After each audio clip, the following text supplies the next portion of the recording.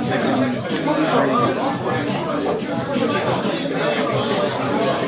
Jim, yes. Okay. There's a junior side. Missed that. Yeah. Who is it? Who's the other one? 2 nights ago. I would not have guessed it. We're live. He's been there. All right. We're live on YouTube. Oh, they do live. I didn't know they did. Yeah, and I have multiple cameras here. Periscope or YouTube? Wow. YouTube. What's your sort of what's the software that's doing? It's called Switcher Pro. Yeah. That's cool. My phone's so set up you over run there. The mix all there? Are you? Yeah. So I could. Or is it a four-way, or do you run the mix? Wow. Go back to this. Okay, so there's the live, and there's you. This is what I have queued up. This is the equivalent of your headphone if you were a DJ. Yeah. Wow. So that's my other camera over there. How slick is that? Hey man, how are you? Great. Awesome. How are you doing? Good. Lock this one over here. One right here. And then I have Steve's phone here. So he's in the mix. So you could add another phone. I have room for one more phone. Thank you for coming down to the Royale for our caucus this evening. We have some sign-up sheets up front Up by the keg. up on top of the barrel up there. If you want to speak on behalf of a candidate, it's first come, first serve on that.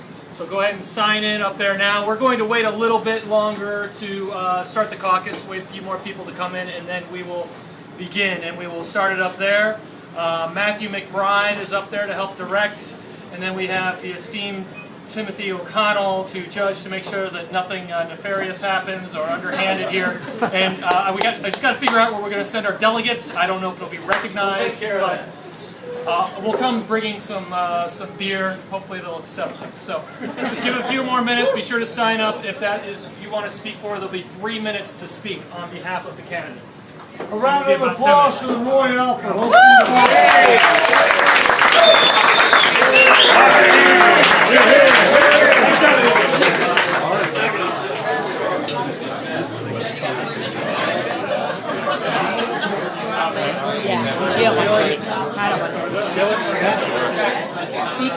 Be careful. He's holding a lot of devices. There's cameras at all angles at all times with the audio. Look at that. You see there's a Royale. Where'd you get this one? Oh, this one? This is pretty cool. It's pretty cool. It's like an octopus of everything. I just can't believe this. You know. She's got stuff going too.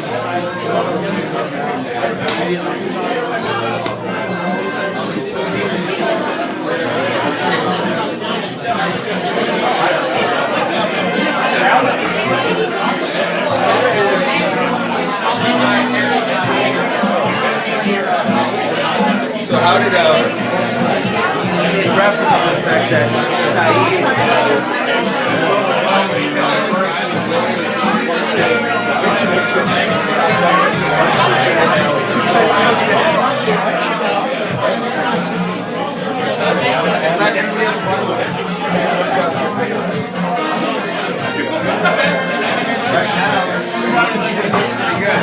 Perfectly reasonable, yeah.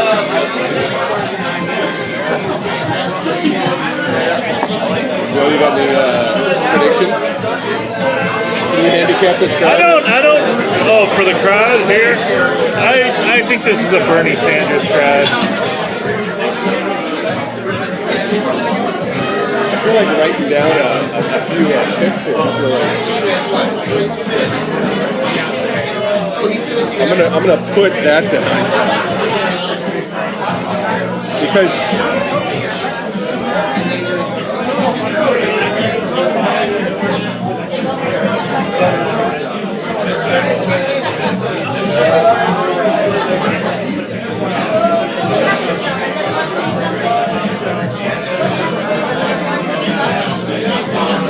Is this you here, buddy?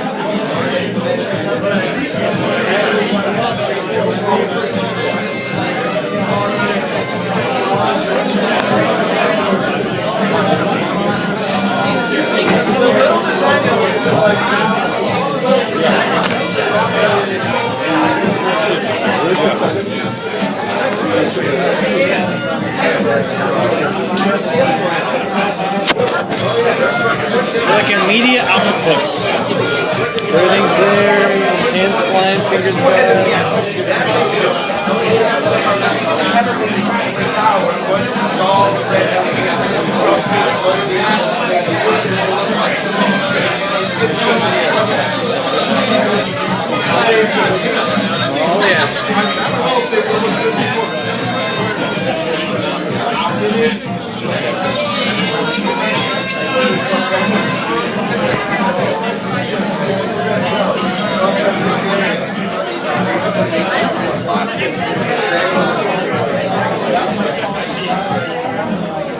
yeah. Can I jump off the program real quick?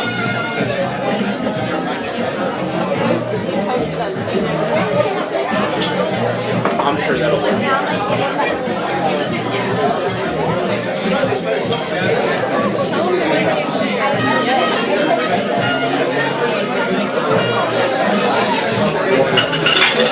That's what's going on live right now.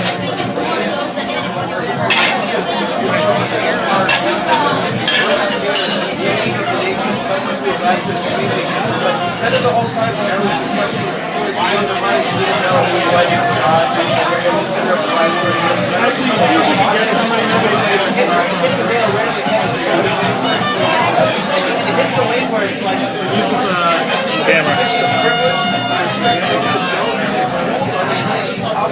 But I have to add it. They're gonna go. See, now you're. Smile. Want to go live with you? Tell me when to go live with you. You want to talk to the camera?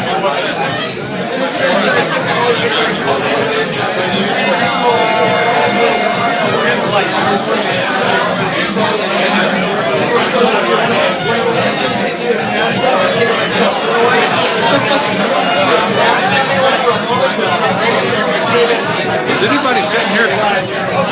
You can have it. I moved over, so you can have it. Oh, thank you. Appreciate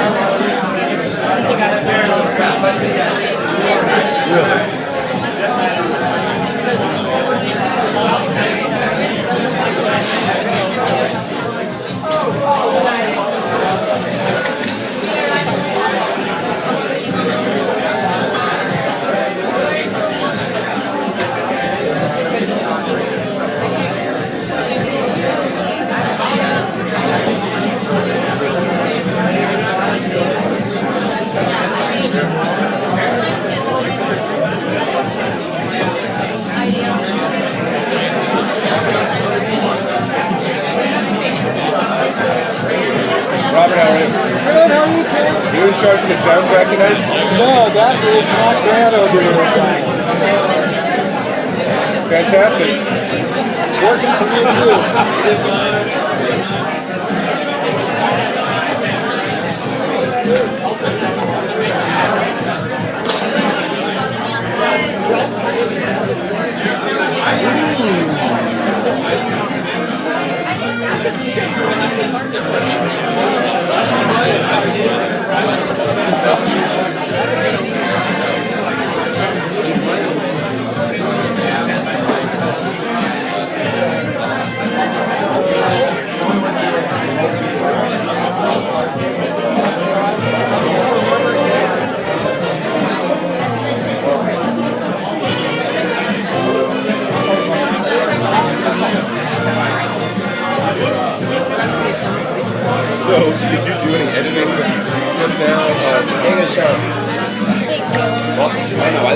It's all live. You have to actually type in like 998. Do you start with that?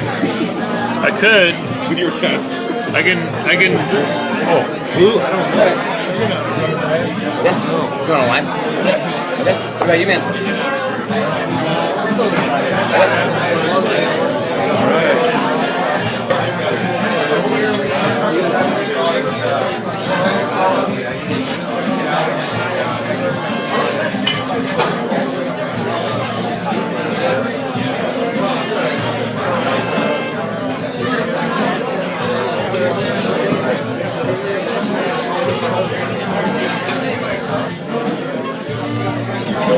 Leave it open. Yeah. We do have a $10 minimum. Is that cool? Right?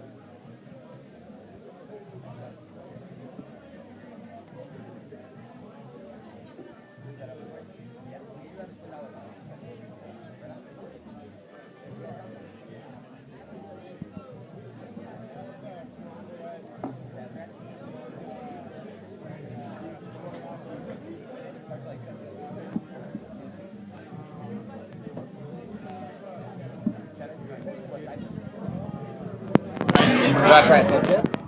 I'll pick the pre-CBLT. Okay. What's that just feeling? Okay. There he is. What do I do? Shout. Put me to work. You had brought a microphone, didn't you?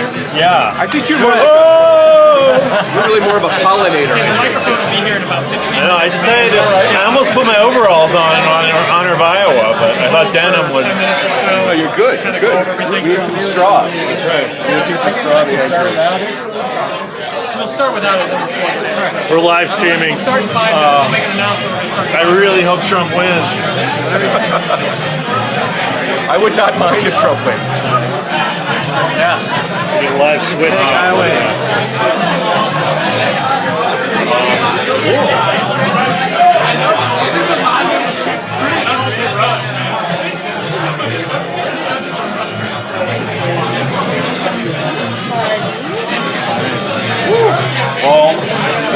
How do we win? Did we ever resolve the issue of Yeah, we got it figured out. we got lawyers here. Yeah, we got it sorted out.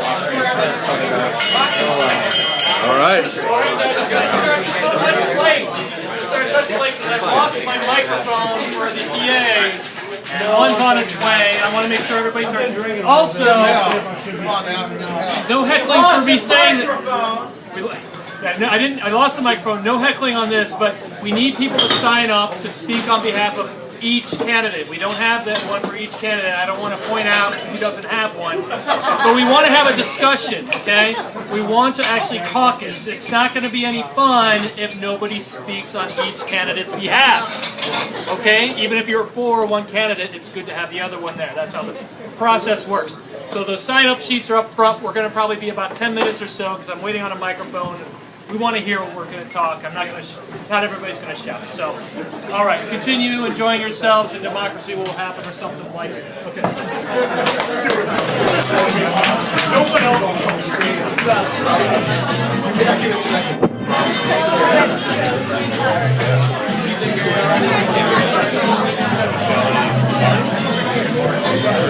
Can I get a what is that old jubilation? What is that? It's awesome. It's a Christmas ale with 5 malts and no spices. So it's got a lot of like nice malty character to it. Yeah, and it's got a lot of those spice flavors, sure, but no spice.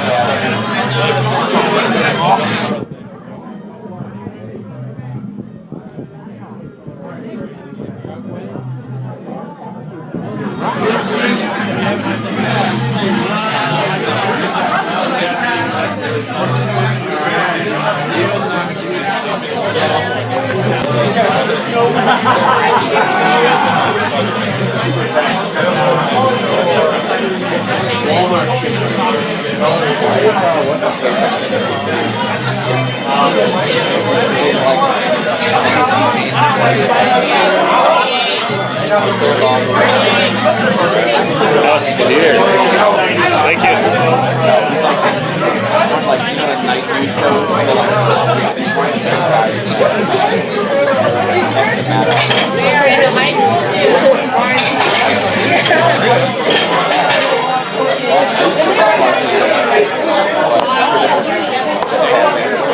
We're ready, guys, to my spot.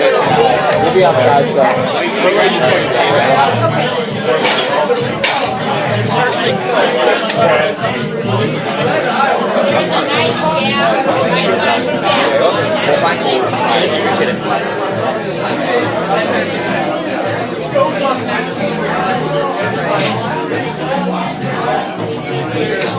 Hey, thanks for giving the cheer up. Appreciate it. The what? Thanks for giving. Oh, I didn't give it up.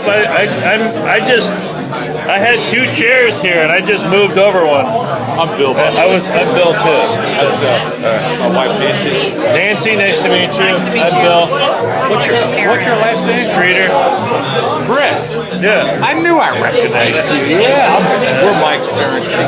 Brick by brick. Yeah, brick by chance. That's an awesome. That's awesome. Thank you. That is I'm working on another one about brewing. Really? Yeah. Man, you did great on the brick. Thank you. That was We bought that. yeah. Cool. That was well made. Well made. That's good work. That's Thank you. Thank you. I appreciate that. Yeah, I was pleasantly surprised at how well it was received, actually. So you're going to do one about brewery? Brewing, yeah. It should be out in the fall. It'll premiere at the Saint Louis International Film Festival in November. Awesome, man. Awesome. We're going to have a Kickstarter that's going to launch a little bit later this month, so keep an eye out for it. Have you seen Larry Giles lately? I haven't seen him recently. It's probably been about a year since the last time I saw him. We were at one of Mike's birthday parties. He's a New Year's baby, so his birthday's on New Year's. Oh. We were at one of his parties and courtesy of him. And I had to get that tax credit in there. And anyway, I was talking to Larry, and we were talking, and Larry's a pretty private guy, Yeah. So and we were talking about military veterans. My dad was a military veteran. And Larry said, by the way, did you ever see the movie Full Metal Jacket? And I said, well, yeah. He goes, that was kind of based on my unit in Vietnam. Really? He said, did he serve with Oliver Stone? well, no, he said that scene where they're going in that villa, where it's all bunk. He said that was the shooter. I don't know. So I thought, Because I know Oliver Stone partially based. Oh no, Full Metal. I'm sorry, I'm getting confused with Oliver Stone's Vietnam movie, which is different. Full Metal Jacket was Stanley Kubrick. I asked a friend of mine that was in the Marine Corps. That scene. Did you see the movie? That scene where the guy mouths off when he's go for him, and the drill instructor punches him. Yeah. I said, "Can they really cut you?" He said, "Let me tell you what they did to me." He said, "I was doing push-ups, and the drill instructor said, 'What counter do you want?' And he said, "I don't know what I know." And the drill instructor came up and kicked him up underneath the ribs. Yeah, no, well, in wartime they can actually, if you're in basic training during wartime, they can actually use physical violence against you. But peacetime, they're not allowed to. Yeah, Larry was in the Marines in Vietnam. Rick was well made. Rick was well made. So you're going to go, when you do brewing, you're going to go to different brewers and all that? Well, it's connecting the modern craft brewing movement with the history of brewing in St. Louis. Awesome. So in 1870, there were about 40 breweries in St. Louis operating in St. Louis in 1870.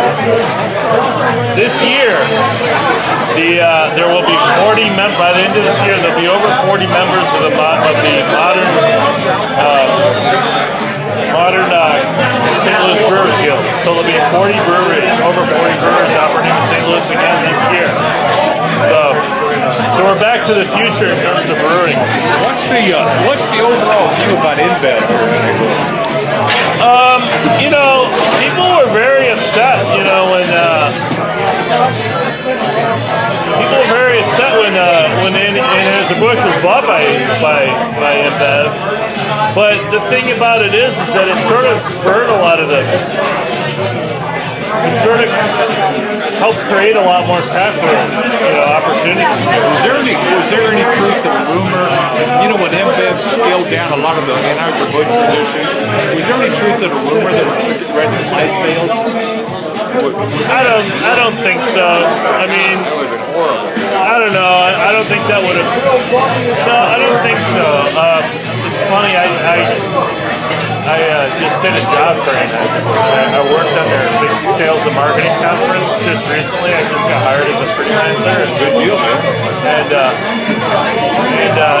they made it big. They're actually really pushing the Budweiser brand and their St. Louis roots again. At the very end of the conference, they brought the Clydesdales out, and all the executives got up in the back of the carriage and rode around the thing and waved at everybody. So they made a big deal out of it. I think they sort of understand that's part of the brand. That's part of what they bought when they bought Anheuser-Busch. It's the Budweiser brand. What year did they sell the cartons? Do you remember? Sell them? I don't know. Did they sell them out? They did. They sold them to a group of investors that own them now. Funny thing I discovered while doing research for the Gussie Busch saved the Cardinals, in the 50s. He bought the Cardinals, kept them in St. Louis. The guy who had owned them at the time was in tax court. He was about to get convicted. He was going to go to jail for tax evasion. And some of the upper management at players at Bush had gone to Jesse Bush, and they were like, you know, St. Louis is going to lose to Cardinals. He's like, why do I care? I don't like baseball. You know, I like the hunt and fish, you know, stuff like that. I don't care about baseball. And they're like, yeah, but St. Louis loves baseball. They love the Cardinals. And he's like, well. And then he thought about it. He's like, well, baseball would be a great way to sell beer. And, you know, he always looked at the business in terms of like community relations. Oh yeah, right. So he bought the Cardinals, and when he finally bought the Cardinals, they were like, the press was like, what are you going to name the stadium? He's like, I'm going to name it Budweiser Stadium. And they're like, you can't do that. You can't name a baseball stadium after a beer. He's like, oh, no. I misspoke. We're going to name it after my family name, Bush. So it'll be Bush Stadium. And they're like, okay, that's okay. And everybody calmed down. About a year later, they came out with Bush Beer.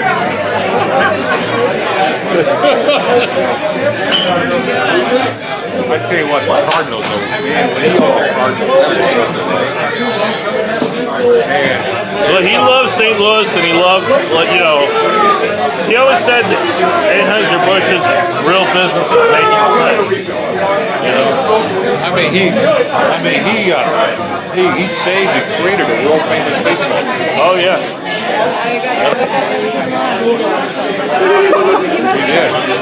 You protect them. I like some of these stories. Whatever. You can fire it up. Oh really? I don't know any of this. Well, you know, Herzog, he brought Herzog out to the Red Farm, and he said, you gotta get this team. I want another World Series, man. And of course, you know, the rest is history. Let's get out there. Let's get some more dice. He was an interesting guy.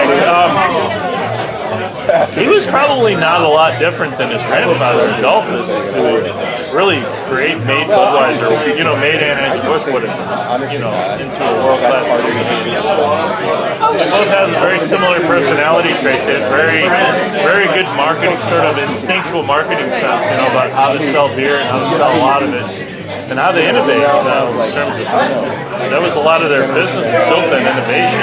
That would be an interesting movie to make. It's the history of the Bushes. You'd probably end up getting sued. Well, from a business angle, that'll be in the brewing. You can't really tell the story about brewing in St. Louis without talking about Anheuser-Busch. When's that movie come out? Well, it'll premiere in November. We're hoping to be done with it by September. But, you know, we may tweak it a bit before. I know in your movie, Rick, I thought you picked out some great narrators there. I should take a look at it. Yeah, they're all amazing people. And I think we have some good ones for this.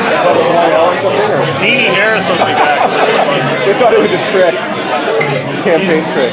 She's an expert in like German immigration, and that's a big story. That's a big part of the early story of our brewing. You know, when Mike first got his love for historic preservation, I used to take him over to the old St. Louis City Hospital. I mean, it was just a gift. And Mike said, I can see something here. And he was 12 years old now, Mike. And he said, Dad, the Missouri Is he your son? Yes. Michael's your son? Yeah. I'm Bill's mother. Oh, we've met before. Yeah, right. I didn't recognize him. Yeah. Must be that getting gray here. He's an amazing person, Michael. I mean, he's brilliant. He was 12 years old when they drove him all the way to Sedalia, Missouri, to a Missouri Preservation Board. He's 12 years old in front of an auditorium full of adults. And these people from the state of Missouri going, So has he always sort of just been I don't know, just sort of beyond his age in terms of, Tell him that story in third grade. When did he, how old was he when he started reading? Started reading? I don't even know. I think I could read before school. He was pretty. When he was in third grade, we got a call from the school saying, we'd like you to come up here and discuss something. I said, what? He goes, no, it's all good. It's just they tested me. He goes, what test was that? they tested back in 3rd grade. Was it the Iowa testing test? And they said, we don't know how to grade him. I said, what do you mean? They said, well, it stops at 99 and we don't have 4 over anymore. I thought, oh my God. Did they give him an IQ test? So who in your family does he get that from? Combination of us. My wife's a product of parochial school. The nuns beat her all day long to make her learn. There's got to be something to it. Leeds has got quite a intellect. Yeah, my older son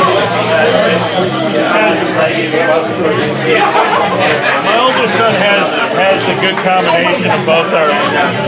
My wife's always been really good with math, and I've always been good with sort of like history, like historical facts and stuff like that. Just super curious about everything. And my wife's always just been really good with like sort of fundamental like mathematics and like understanding that. And my older son is like a combination of both those things, you know. So. Yeah. Well, the kids were little. When our daughter and mine were little, they'd bring these math problems. Nancy would break them all down and figure them out in no time. I thought, how the hell do you do that? How do you do that? It's funny. Well, good spirits.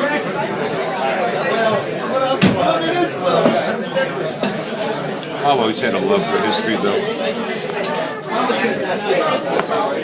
What's the name on the cabinet? So we're live broadcasting. This is my switcher. Yeah, can I get it? So I have a camera over here. Here we go. I call the 2016 Royale Caucus to order. I'd like to take this time to recognize the host and proprietor, Steve Fitzpatrick Smith. Thank you, Steve, for opening up your establishment to all of these ne'er-do-wells, these people wanting to engage in democracy at its finest. Thank you very much. While we have the floor, we also want to recognize the staff of the Royale for putting up with Steve's flights of fancy. Thank you for putting up with us, and let's make it easier on them tonight. Here, here! Hey!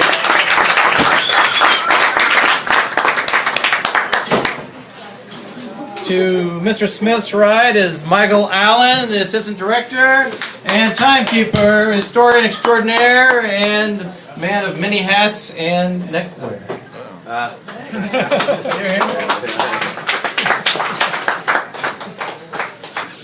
And to Mr. Allen's right is our friend Timmy O'Connell, who is the judge to settle any disputes with the wisdom of Solomon. Don't all clap. He is also, you may find this interesting, the progenitor of the subcontinental. Oh, yes, here, here. Wow. It's run fully formed for my quarter. So tonight we're going to be engaging in the caucus. The rules of the caucus are arcane. It is as if someone took a primary, put it through a blender, put it through committee, and then engaged in a series of drunk history. It makes no sense, but we will be engaging in these rules. Vote with your feet. Vote with your feet. First item on the agenda we have is we will be taking nominations from the floor to nominate for consideration the 3 candidates for national viability. Is there a nomination for the United States Secretary of State Hillary Clinton? One nomination. Yes, she's so nominated. So nominated. Is there a second? Second. All right, all right. Is there a nomination for the Governor of the Commonwealth of Maryland, Martin O'Malley? Ayes have a nomination. Is there a second? In the back. Second in the back. All right. And finally, is there a nomination for the junior senator from the state of Vermont, Bernie Sanders? I nominate. One nomination and one in the back. All right, so we have 3 candidates for this nomination, for this process. What is going to occur is there's a list of speakers in the back, which Mr. O'Connell, I think, will be bringing up to me. Once those get here, then the first speaker We'll go alphabetically by candidate. We'll then speak on behalf of our respective candidates. Note that this precinct, the Royale precinct, is a winner-take-all precinct. There were not enough votes in the last 2 elections for us to allocate proportionally the delegates. So if anyone had that in their mind, they didn't check the last tallies. Take off what? Take off, exactly. So they'll be taking this to the state, to the national convention, of course, state of Iowa. So, all right. So we have here. I have a list here of speakers. Once the speakers are done, we'll each form a respective caucus for the candidates. If there's anyone who's undecided, please remain in the middle of the Royale, and you can make inquiry of the 3 camps for further information about the views of their candidates. And they may send emissaries to sway you with logic, with argument, or with beer. Whatever happens, happens. So the first... I'm missing one. This was put on my table. This was put on your table. Well, Ms. Brunsfeld, as you did nominate the United States Secretary of State for consideration, I think it's only equitable that you actually say something to her back.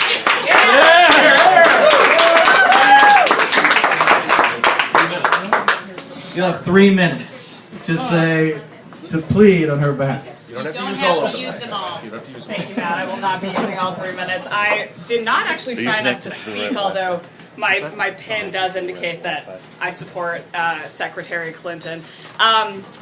I was not surprised at all that this crowd may lean toward Bernie tonight. It is the Royale, pretty hip, young crowd tonight. However, I will say that if there's one thing that is truly important, it is that the Democrats win the presidency in 2016. That has to be the #1 most important thing. If there's a candidate who is most likely to be able to make that happen, it's Hillary Clinton. She has an incredible amount of experience, knowledge, great credibility on foreign policy.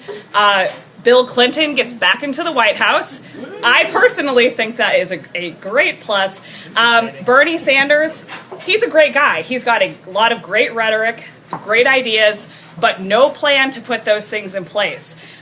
We can vote for ideas, or we can vote for someone who can make progress happen, who can actually put her plans into effect, and that's why I am supporting Hillary Clinton tonight, and I support all of you to join me and caucus for Hillary. Thank you.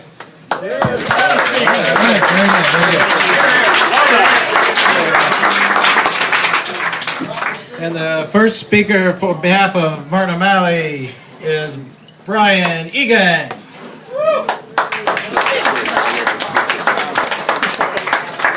Here he comes. Make way, make way, make way. Here he comes. Mr. Egan. Yep. Thank you very much, and I'd like to thank the Royale for hosting and everybody for coming up in support of democracy here tonight. There's a slight misnomer here. I'm not up here to speak on behalf of Martin O'Malley. My candidate was not represented on these pads. Shenanigans. Wait a second. We're only speaking on behalf of properly nominated candidates. So there is a 4th option beyond the nominated to send uncommitted delegates. Okay, fair enough. Should we refer to the... But again, in rules of the Royale, again, we cannot allocate to uncommitted delegates. This is yet another example of the media and the Royale and the party establishment trying to lock out Jim Webb, the party savior, from this nomination. I would like to echo what my previous speaker said about electability and getting things done. In this election, Jim Webb is the only viable candidate that has proved in battleground states like Virginia, which will be key to this election, that he can beat racist Republican candidates. He won an astounding 7-point spread over George Macaca Allen in an election. The other thing we have to look through is getting things done through Congress. in what is likely to be a Republican Congress still, we have to appeal to what will work for them, which is physical violence. If you listen to their rhetoric, there is no... If you listen to the rhetoric, it is carpet bomb the Middle East. It is round up illegal immigrants in the middle of the night and kick them out of the country. It's have the police bust skulls at Black Lives Matter. The only thing that hits them is... and those are abhorrent policies that no one should do. Jim Webb is the only candidate that has consistently expressed no remorse for the people he has actually killed. And I know what you're saying. That was in Vietnam. It was an act of war. But to you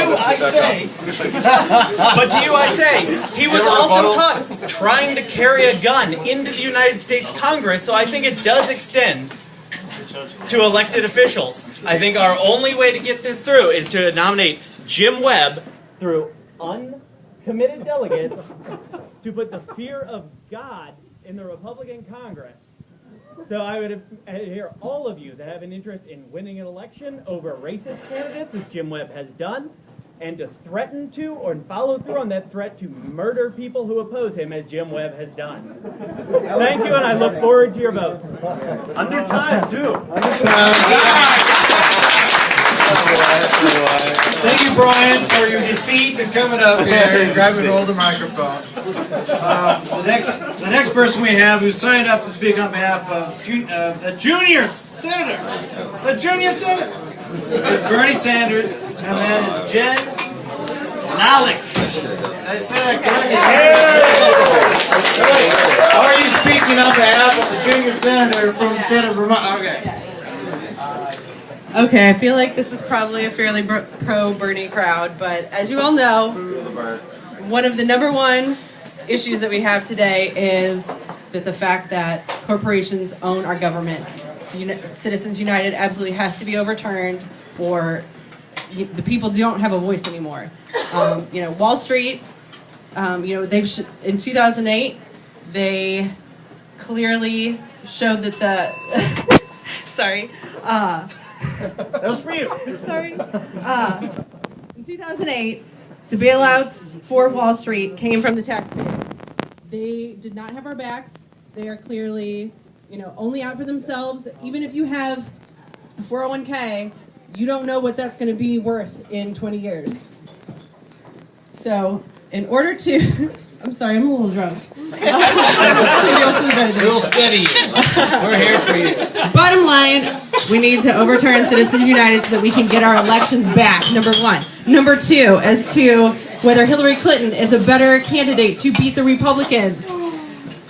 Time after time in polls, we've seen that Bernie does better up against Donald Trump or Ted Cruz, or no matter who it is.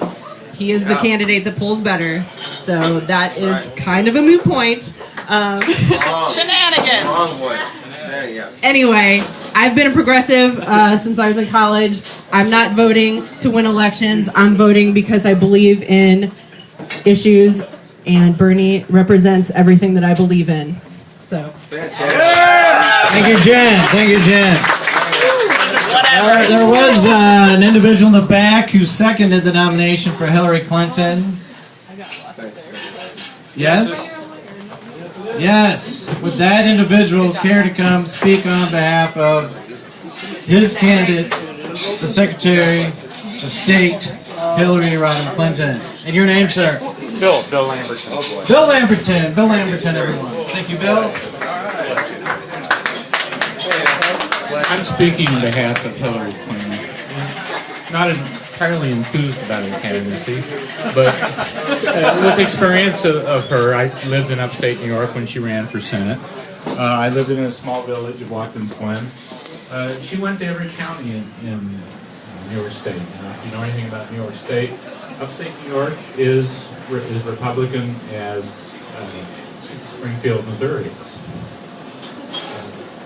She had the courage to stand up in every single county and talk about politics, talk about how she was going to get things done. That's her advantage, is she's a practical politician, which Bernie Sanders has been in the Senate for some time. He's been the gadfly. He's been the guy that is the conscience, perhaps, of the Democratic Party. He wears the label, and he wears it proudly, socialist, which, for a good bit of the American population, means communist. I think the alternatives are a practical politician who has experience in getting things done. She's known and respected worldwide through her position as Secretary of State.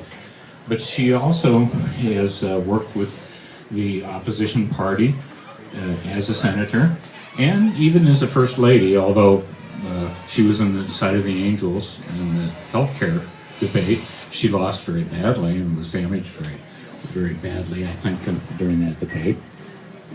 She's learned how to deal and get things done. I don't think that Bernie Sanders can do that. So that's my endorsement, somewhat reserved, as a long-time socialist. Why we need Hillary Clinton as President of the United States. Bill, thank you. Thank you, Bill. Now we're coming back to our old friend, the Governor of the Commonwealth of Maryland, and after one usurper came and took the stage under deceit, I know someone seconded his nomination. And I'm like, that person got up here and finally speak on behalf of this man, give him some representation up here. Of another Thank green you. flag. Okay. Thank you, all right. You cannot go yet. Ryan. And your name? I have a long name. Can I try to say it? Yeah. All right. Pete? Papa. Papa? Blah. Papa Blah? So. Papa Lasso Pole us, bitch. Papa Lasso bitch. So. Pete! I would like to thank you all for coming out here tonight. This is a important. You're frozen. I'll just go ahead and jump off. Politics in action is very important. I'm here to talk to you guys retweet the about link or something. the great governor of Maryland, Governor Martin O'Malley. I want you guys to know that he is the youngest guy running in this Democratic primary. And that's important because you don't want somebody who will die in office. That's not a bit, that's a real thing. You want somebody in the White House who has the youth and the vigor to get things done. And he is the one to do that. His pledge, really his only issue that he's running on, is energy independence. He wants America to be independent by 2050. And we can do that. We put a man on the moon. America is great when we put all of our resources towards big goals. And he's the only one that's thinking big like that. And I believe that he can accomplish that.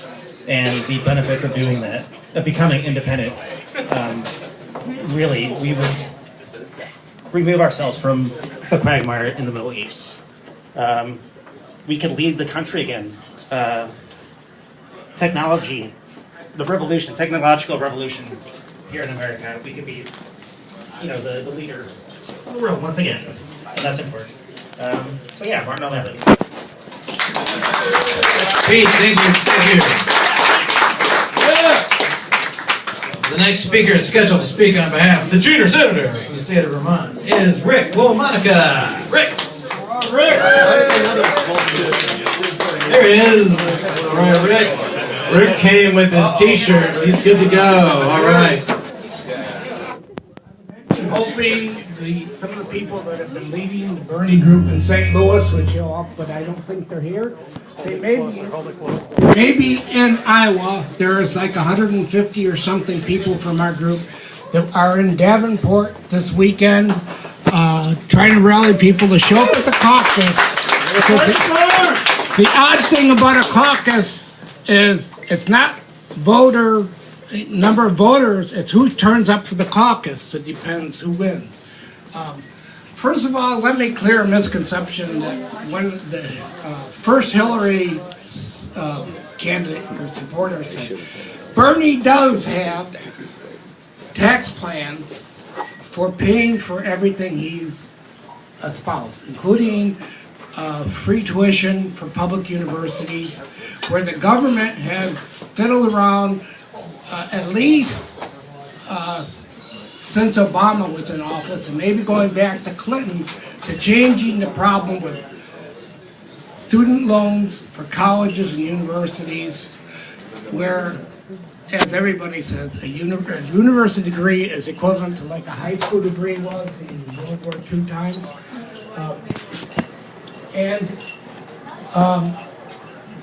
Part of the problem could easily be solved if the government did the loans directly instead of making students go to banks who are more than willing to rip off anybody they can get into their pockets. Secondly, he has proposed tax changes, eliminating all the corporate loopholes, the loopholes for the wealthy people and elite who pay negligible taxes. Most of the big corporations in this country actually get more tax subsidies than they paid for taxes. If you end that, there's something like several $1 trillion that will go into the Treasury that is now held in offshore tax havens, so they can pay taxes. Nobody here can do that, but if you're wealthy enough, like Donald Trump, you can do that. And possibly Hillary Clinton, but I don't know. Now, the other thing I want to talk about is Hillary Clinton has been, and the Democratic Party have been doing this misinformation campaign about single-payer health care. I come from Western New York, and I can tell you that Ontario had to get new health coverage for so many people from Western New York are crossing over in Buffalo to get health care. Health care is paid for by taxes, and it costs 1/2 of what where are we paying between what we pay in payroll deductions and our premiums that we're paying to the insurance companies. All right. Thank you, Rick. Rick. We're coming back to the supporters for Hillary Clinton, but we seem to have extinguished everyone who signed up on behalf of the Secretary of State of the United States of America. Michael Allen looks distressed. You could call for someone. I am trying to call for someone. If there is anyone else that has something to rebut what perhaps what Rick or Brian or that pink ink bloom coming up here and speaking on behalf of the Honorable Jim Webb, but under deceit he did so. Brian Egan. Anyone speaking on behalf of Hillary Clinton? Going once? Going to? Yes. Yes. I just don't see it practically being possible. There's like plenty of things that we have to pay for. Like I said, we don't know a whole lot about politics, but I would also say it's time for a woman president. Woo!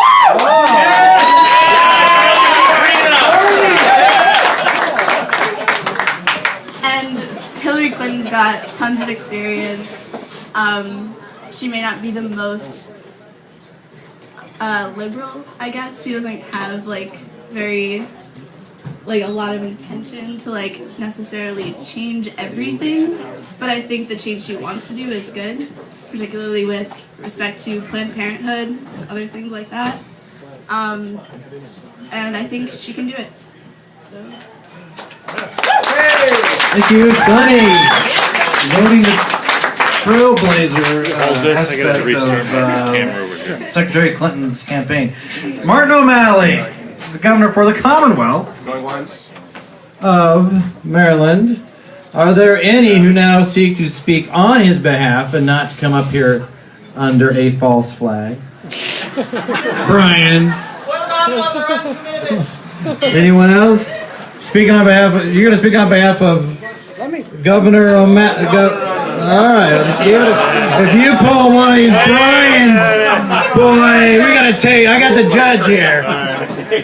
Hi. Obviously, I'm a Bernie supporter, but I want to speak on behalf of Martin O'Malley. I don't understand why he's been so low in the polls, except that the Democratic Party and all the national committees have become a Hillary coronation, and it's wiped out the ability of other candidates to raise funds.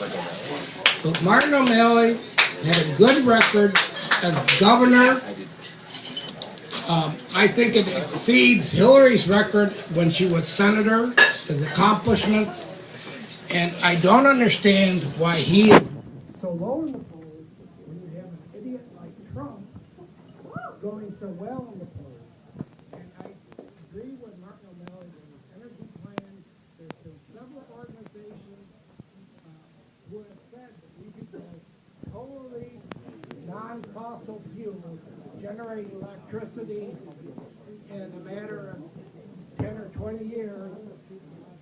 If we ever get to the point where we let our energy policy not being run by oil companies. Europe and many other countries are way ahead of us in this transition. The United States has done very little or close to nothing except hot air, which is adding to the greenhouse warming, as far as our changing our energy policy. And I do agree with Martin O'Malley that it's feasible, and there's a lot of things that could be changed if we got rid of Citizens United and the government wasn't run by wealthy billionaires. Thank you. Rick, wearing two hats tonight, doing an excellent job advocating on behalf of Governor O'Malley. All right, the next person we have speaking on behalf of the junior senator from the state of Vermont, Michael Berg. Who has prepared remarks. The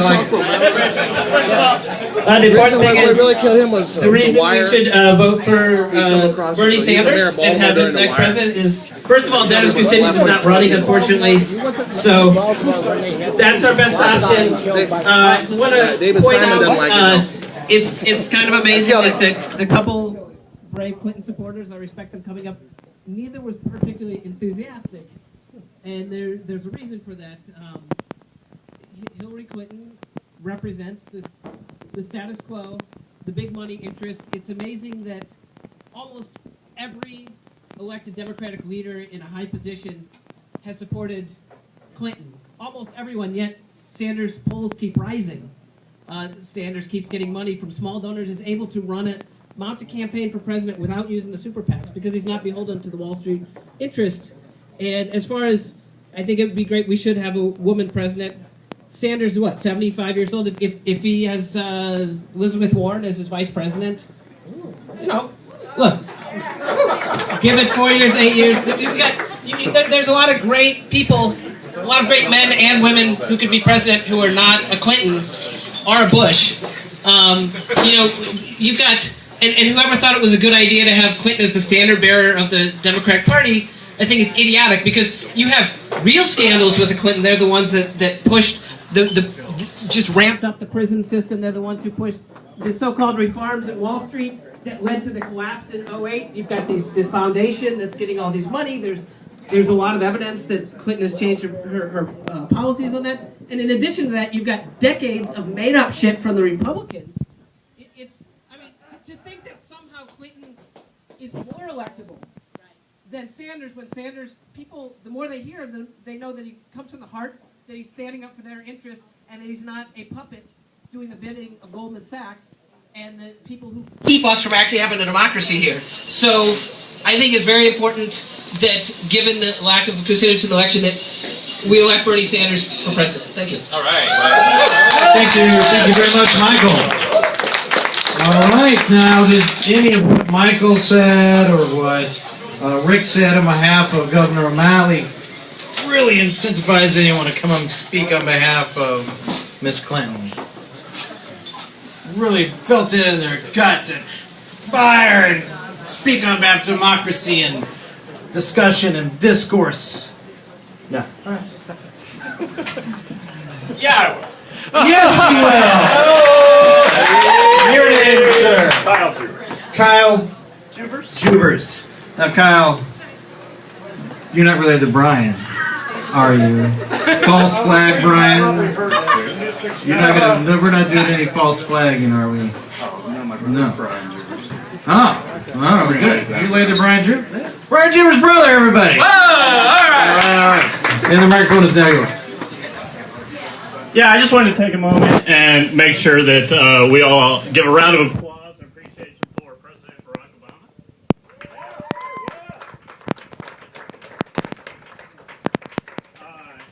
It was 8 years ago that I had the opportunity to work for him here in this great state of Missouri, and I just think that Hillary Clinton, being the most capable, the most qualified to succeed him in office, is the best opportunity Democrats have for 4 more years. Thanks. Very succinct. Thank you, Mr. Jr. Last speaker. Is it not? What's this? Go ahead. Don't we have the last speaker coming up? We're getting close. We're getting very close. I will permit anyone on behalf of the governor of the Commonwealth of Maryland to rebut any of these other naysayers. Hearing none. We have 2 more individuals signed up to speak on behalf of the junior senator from the state of Vermont, Bernie Sanders. The first is Rodney, who disappeared right there. All right, Rodney. Go, Rodney. Wow, this is different. I'm not used to crowds. I don't really like them, but I do like Bernie. I voted for Reagan. And the first time I voted for Reagan. I voted for Bush after that. I have been kicking myself in the ass ever since. You know, at 56 years old, I have watched this country slowly drain away out from under us. And I'm tired of it. I'm sick of it. You know, this is not what America was meant to be. You know, look out here. It's our voices that should run this country, not dollars. You know, from the uber rich, the corporations, and it's just gone so far off the charts. Bernie is the only candidate that is really calling for an end for Citizens United. He was fighting it before the Supreme Court ever ruled on it. He has stood by the working class his entire political career. 30+ years of standing up for us. Never has wavered in his message, has never flip-flopped. It is about us. And we are the ones that are funding his campaign and driving this movement. This is the revolution. Now, for those that say this is a pie-in-the-sky dream, universal health care, you know, strong unions, a living wage. The world is doing it right now. Universal health care. We are the only country, the only developed country in the world that doesn't have it. But we do have insurance and pharmaceutical CEOs drawing just staggering amounts of, you know, some of them drawing $7,000 an hour. But we cannot afford health care for the people down here, for us. Are you serious? You know? We can't afford free public education at public universities, colleges. We did it. This is not something new. We did it back in the 50s. It ended in the 60s. We've been there. Strong unions, a living wage. We've done it. Bernie's platform basically mirrors the Republican platform of the 50s, which is known generally as the most prosperous time in American history. But we can do it, and not only can we do it, we will do it. Rodney, bringing it home. And our last speaker, Justin, I'm going to say Strom. All right. Yes, indeed. Hi, everybody. I am a libertarian, and in 2012, I caucused for Ron Paul, who you may have heard of. So, obviously, I I'm not going to make a lot of friends here, but I want to tell you why I'm supporting Bernie Sanders. I'm still a libertarian, but in this field, I feel like he's the person who most advocates for my position, because he is, if nothing else, a very, very strong civil libertarian. He cares about government overreach in our daily lives. He cares about limiting the NSA's ability to wiretap anybody at any time without any accountability, and he wants to eliminate the power of the military-industrial complex in our government. I feel like that's important, and I feel like you don't necessarily have to agree with the entire economic platform in order to support him.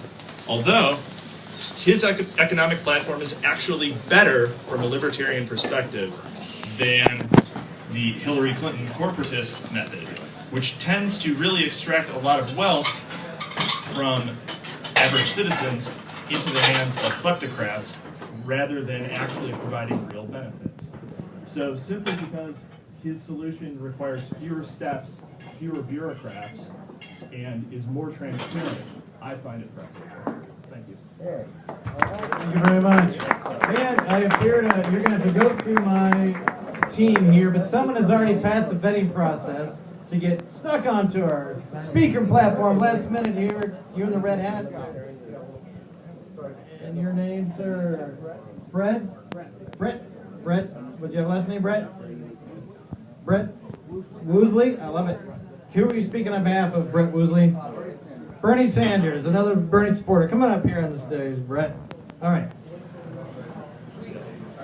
I just want to say a few things that might have been left out. That's all I was kind of wanting to get up here for. But one thing is foreign policy. I think we've seen it time and again with Democrats become kind of beholden to a certain mindset when they come into the office. And I think what Bernie has talked about doing, he's given, now he hasn't spelled it out, which I think something he will do, but the drone bombing has bothered a lot of people with Obama. Obviously, he pledged that he would be transparent, that he would be careful, and he would really do a well thought out drone bombing campaign, and it's not been the case. We don't know why that is. Money in politics, national security reasons. We don't really exactly know why, but one thing we've seen in national security going all the way back to LBJ and so forth, we need transparency there. And thus far, one of the criticisms against Obama, which I'm tying Hillary into Obama's policies, because she's tied herself into that foreign policy, right? She's his Secretary of State. Now, some people say it's hypocritical to criticize Donald Trump on the one hand, who they say is making statements that radicalize people in the Muslim world. However, at the same time, we're doing not well thought out, a lot of collateral damage, and a lot of mistakes in our drone bombing campaign over there. And time again, they've done, they've done a lot of studies and different outreach in the idea of looking at this, and found out that this is radicalizing a lot of Muslim people that are ordinarily not even political people, but Obama's become a very unpopular person in the Muslim world, contrary to what, of course, Trump or somebody would say, ironically. So Bernie will talk about being more transparent, less drone bombing. If he does drone bomb, it's going to be more carefully thought out. It's going to be carefully looked at. And that has to say something to you all right there, doesn't it? I was in Iowa canvassing, and it seemed to convince a Hillary supporter there that judgment is important. Hillary voted for the Iraq War, which I think shows a underlying problem there. Because I think most of you all out here, I'll bet a lot of this crowd back in that day said, 20 seconds. Let's wait. Let's not necessarily get in Iraq right now, right? We went and heard Mr. Powell talk, and he was fooled, of course. But we thought, no, let's start getting in Iraq. All right. Bernie has better judgment, and he would be more transparent in the area of foreign policy. He's very careful, not impulsive, and doesn't have to prove anything to anybody. So, Bernie for foreign policy. All right. Thank you, Brett. And one more O'Malley supporter who has reached the entreaty with the judge and the assistant director. What is? 45 seconds. They're gonna curtail his time. Now, what is your name, sir? Cole Pruitt, and he'll speak on behalf. You know what?